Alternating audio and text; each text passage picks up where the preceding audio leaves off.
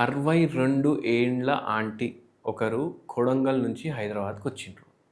హైదరాబాద్కి వచ్చి వాళ్ళ కొడుకు ఇంట్లో ఉంటున్నారు.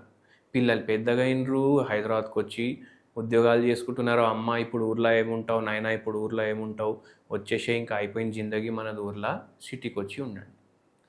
ఉంటున్నారు. అరే బెటా అక్కడ అంత పెద్ద ఇల్లు ఉంది, ఇంకా అవన్నీ తాళం వేసి వచ్చేసేయాలని అట్లా కుదరదు. కొన్ని రోజులు ఈడుంటాం, కొన్ని రోజులు ఆడుంటాం. ఇప్పుడు మోకాళ్ళ నొప్పులు స్టార్ట్ అయిపోయినాయి. ఇట్లనే ఆల్రెడీ మోకాళ్ళ నొప్పులు ఉండే, అరుగుదల కూడా ఉండే, ఆపరేషన్ కూడా చేయించుకోమనేసి చెప్పారు. మళ్ళా ఏమో ఒకరోజు ఎవరో అరే డాక్టర్ చేతన్ దగ్గర పోండి, ఫలానా హోమియోపతి డాక్టర్ ఉన్నారు, మంచి మందులు ఇస్తారు, నొప్పి తగ్గుతుంది అనే చెప్తే మన దగ్గరకు వచ్చిండ్రు. మన దగ్గర వచ్చి ఏమన్నాడు తెలుసా మీకు? మా కొడుకు ఇంట్లో ఉంటే మోకాళ్ళ నొప్పులు పెరుగుతున్నాయి, మా ఊరికి పోయి ఉన్నప్పుడు మోకాళ్ళ నొప్పులు తగ్గుతున్నాయి అన్నారు. అరే ఇదేంది విచిత్రం అనేసి నాకు కూడా అనిపించింది, ఏదో గమ్మత్లాగా కనిపిస్తుంది ఇది అనేసి. హోమియోపతిలో ఎట్లా ఉంటుందంటే మేము డీటెయిల్గా కేస్ టేకింగ్ తీసుకుంటాం.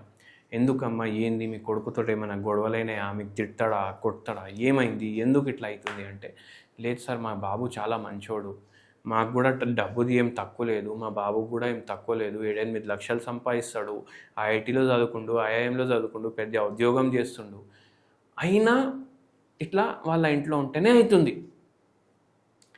వాస్తుది ఏమైనా ప్రాబ్లం ఉందా అనేసి కూడా మాకు ఆలోచన వచ్చింది, కానీ వాస్తు కూడా మొత్తం కరెక్ట్ ఉంది. అప్పుడు ఇట్లనే మనం మందులు ఇచ్చి పంపిస్తున్నాం, తగ్గుతుంది వస్తుంది, తగ్గుతుంది వస్తుంది. ఇప్పుడు హోమియోపతి మందుతోటి తగ్గినాక మళ్ళీ రావద్దు రోగం. ఇట్లా ఇంకోటి కూడా చెప్తా, ఇప్పుడు కొందరు పేషెంట్స్ ఏమంటారంటే ఫస్ట్ 2 నెలలకి మందులు ఇచ్చినాక సార్ మస్తు తగ్గింది సార్, అసలు ఇంత తగ్గుతుంది, ఇంత తొందర తగ్గుతుంది మా ఊహించుకోలేదు అనేసి చెప్తారు. మళ్ళీ ఒక 3-4 నెలలు 6 నెలల తర్వాత మళ్ళీ సార్ జ్వరం మళ్ళీ పెరుగుతుంది అంటారు. అయితే అన్ని ఆస్పెక్ట్స్లో గురించి కూడా డిస్కషన్ చేస్తే బయట పడలేదు ఎందుకు అవుతుంది అనేసి. మళ్ళా లాస్ట్కి మనకు తెలిసింది ఏంది, ఫుల్ 3.5 కోట్లు పెట్టి ఫ్లాట్ కొన్నారు ఇల్లు హైదరాబాద్లో. మళ్ళా ఫ్లోర్ ఉంటుంది కదా, ఫ్లోర్ మీద టైళ్ళు లేవు, అద్దాలు ఉన్నాయి. ఎందుకు అద్దాలు? ఎందుకంటే వెట్రిఫైడ్ టైళ్ళు ఇప్పుడు మస్తు ట్రెండింగ్లో ఉన్నాయి. మనకు ఎట్లా అనిపిస్తుంది అంటే ఆ బండలో చూస్తే మన ముఖం కనిపించాలి, అంత పాలిషింగ్ ఉండాలి దాంట్లో. ఇట్లా బల్బ్ వేస్తే దాంట్లో కూడా బల్బ్ పడి డబల్ రోషనీ రావాలనేసి అనిపిస్తుంది మనకు. కానీ మనం ఏం మర్చిపోతామంటే మన పాదం ఉంటుంది కదా, మీరు చూడండి కొందరికి వాళ్ళ పాదం కోసం స్పెషల్ చెప్పులు ఇస్తుర్రు. ఇప్పుడు ఎక్కడో దొరుకుతాయి, అక్కడ పోయి 8,000, 12,000, 15,000 ఇచ్చేసి వాడే తయారు చేసి ఇస్తాడు చెప్పులు. ఎందుకు? ఆర్చెస్ ఉంటాయి మన ఫీట్ మీద, ఆ ఆర్చెస్ మీద ఇక్కడింత బరువు పడాలి, అక్కడంత బరువు పడాలి అనేసి ఉంటుంది. దేవుడు అట్లా తయారు చేసింది మన కాలు. అయితే మనం ఏం చేస్తాం, ఈ టైళ్ళు వేసి మనకు ఎట్లెట్లట్లో బరువు పడుతూనే ఉంటుంది. ఊర్లలో ఎట్లుంటాయి ఇల్లులు, బండరాళ్ళు ఉంటాయి, అయితే అవి అనీవెన్ ఉంటాయి.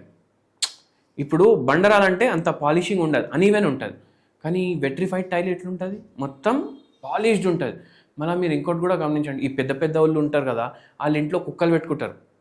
ఈ చిన్న చిన్న కుక్కలు ఉంటాయి, ఇట్లా జేబులో కూడా వచ్చేటట్టు అంత సైజులో కుక్కలు ఉంటాయి. అంటే జర ఈ సైజ్ ఒక 2-3 kgs చేతిలో పట్టుకొని తిరుగుతారు. దాన్ని కింద ఇడిస్తే ఈ కుక్కల్ని మీరు అబ్జర్వ్ చేయండి, ఈ టైళ్ళ మీద ఇట్లా జారుతుంది వాళ్ళ కాళ్ళు.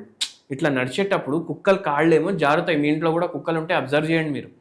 అయితే ఏమవుతుందంటే టైంతో పాటు ఎట్లా అయిపోతుంది, మన నడక ఈ టైళ్ళ మీద చేంజ్ అయిపోతుంది. మనం కూడా కుక్కల్లాగా జారుకుంటా నడుస్తాం, స్కేటింగ్ చేసినట్టు నడుస్తాం.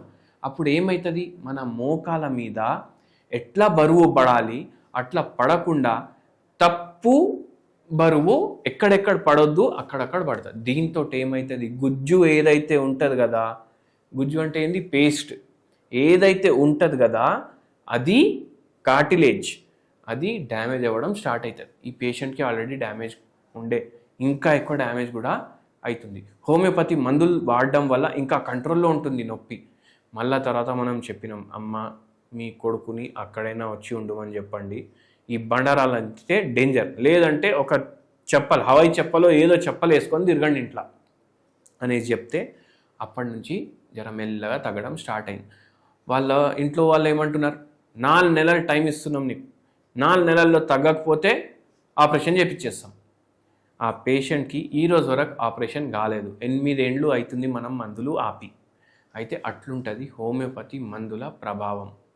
ఏది అయితే మనకు అరే ఇప్పుడు కాదు కోసి పడేద్దాం అనేసి అనుకుంటాం కదా, దానికోసం కూడా మంచిగా పనిచేస్తుంది. ఈ పేషెంట్కి మనం ఇంకోటి కూడా అడిగినాం, ఏమైనా స్ట్రెస్ ఉందా అనేసి అడిగినాం. ఏం చెప్పారు తెలుసా, ఊర్లో లైఫ్ ఎట్లుంటుందంటే ఇట్లా 4కి 5కి అడుగు బయట పెట్టినామంటే చబుత్రా దగ్గర కూర్చుంటే అందరు వచ్చి నమస్తే అంటారు, బాగున్నారా, తిన్నారా లేదా, పడుకున్నారా, బాత్రూమ్ చేసిండ్రా లేదా, క్లియర్ వస్తుందా రావట్లేదా, ఫ్యాన్ నడుస్తుందా, ఇంట్లో బల్బ్ నడుస్తుందా, లైట్ ఉందా లేదా, ఇట్లానే ముచ్చట పెట్టుకుంటా 8-8:30 అయిపోతుంది. మాకు సీరియళ్ళు పెట్టుకునే అవసరం ఉండదు, మాకు సీరియళ్ళు చూసే అవసరం ఉండదు, ఏముండదు. ఇక్కడ వచ్చిన తర్వాత ఏమైపోయింది, ఆ ఫేస్బుక్లు చూడడం, యూట్యూబ్లు చూడడం. ఎందుకంటే ఇంటి పక్కకు కూడా ఎవరు మాట్లాడడానికి లేరు, ఒక ఒంటరితనం వచ్చేస్తుంది మనం మొత్తం. అరే అవును ఇంకా ఇట్లానే ఉండాలి మనిషి అనేసి, ఎవరితో మాట్లాడొద్దు, సప్పుడు చేయొద్దు. ఇంట్లో ఏమైనా ఇప్పుడు ఎట్లా ఉంటుంది ఊర్లలో, మనం అరుచుకుంటా మాట్లాడుకుంటే కూడా బయటికి సౌండ్ పోతే కూడా ఫికర్ చేయం. ఇక్కడ అరే వానికి డిస్టర్బెన్స్ అవుతుంది, వీనికి డిస్టర్బెన్స్ అవుతుంది, పక్కింట్లో ఎంతమంది ఉంటారు కూడా మనకు అర్థం కాదు. అయితే అట్లుంటుంది. అయితే ఈ ఏంటంటే సోషల్ లైఫ్ ఎట్లయితే తగ్గిపోతుంది కదా, అట్లా కూడా రోగాలు పెరుగుతున్నాయి, ఒంటరితనాలు ఎక్కువ అయిపోతున్నాయి. దానివల్ల డిప్రెషన్, యాంగ్జైటీ ఇవైతే వస్తున్నాయి. సరే, మోకాలు నొప్పులు, షుగర్ వ్యాధి, నరాల బలహీనత ఇవన్నీ కూడా వస్తున్నాయి. నేను అబద్ధం చెప్తున్నా అని మీకు అనిపిస్తే చాట్ జీపీటీలో కొట్టేసి చూసుకోండి మీరే. మళ్ళా ఒక మంచి హోమ్ రెమెడీ చెప్తా మీకు. మోకాల నొప్పులు తగ్గించుకోవడానికి మీకు మంచి ఉపయోగపడే హోమ్ రెమెడీ ఏంది అంటే, మీరు సొంటి పౌడర్ ఒక 1/2 స్పూన్, దాంట్లో 2 డ్రాప్స్ తేనె వేసుకొని ఇట్లా కలుపుకోండి. అది డైలీ ఇట్లా చటాయించేసేయండి మార్నింగ్ ఏం తినే ముందు, అట్లా చేయండి. దాని తర్వాత 1/2 కప్ మీరు గోరువెచ్చని నీళ్ళు తాగండి, మీకు కాన్స్టిపేషన్ బెటర్ అవుతుంది. మళ్ళీ దాని తర్వాత మీకు మోకాల్లో కూడా కొంచెం స్ట్రెంగ్త్ ఇవ్వడానికి ఇది హెల్ప్ చేస్తుంది. ఎందుకు, దీంట్లో ఉండే ఏవైతే ప్రాపర్టీలు ఉంటాయి కదా, అవి మీ గుజ్జుని కొద్దిగా గట్టిగా చేయడానికి హెల్ప్ చేస్తాయి. ఏదైతే ఉబ్బరితనం వచ్చింది కదా మీ బాడీలో, అది కూడా తగ్గించుకోవడానికి హెల్ప్ చేస్తుంది. నమస్తే.